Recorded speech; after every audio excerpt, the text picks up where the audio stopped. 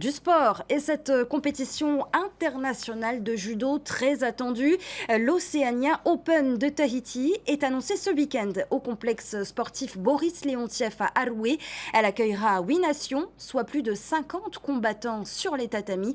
La sélection tahitienne a peaufiné les derniers réglages hier soir sous la houlette de David Larose, ancien champion du monde par équipe.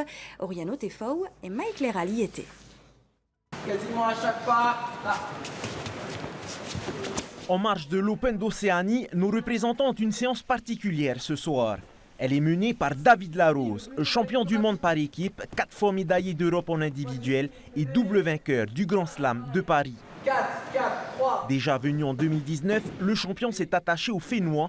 Il n'a pas hésité à diriger le dernier entraînement avant le jour J, car il croit beaucoup en Noëto. Bien sûr, il y a des chances de médaille. C'est un tournoi qui aura quand même pour vocation de réunir pas mal d'athlètes du Pacifique. Et le niveau fait que nos Polynésiens pourront réussir à correctement s'exprimer. Et ils ont toutes les qualités aujourd'hui pour réussir à gagner des médailles et même des médailles d'or. Un tournoi qui compte au niveau mondial, c'est une première à Tahiti. Une aubaine pour nos locaux, mais aussi pour les compétiteurs de haut niveau venus à la chasse aux points pour progresser dans le ranking mondial, pour se qualifier aux Jeux Olympiques. Il y a notamment un Américain qui a une grande carrière internationale, qui a 33 ans, je crois, de mémoire, et qui a fait 7e aux Jeux Olympiques, donc de l'expérience, qui a tourné sur tout le circuit mondial pendant des années. Donc lui, en moins de 73 kilos, c'est vraiment l'athlète le plus dangereux, on va dire.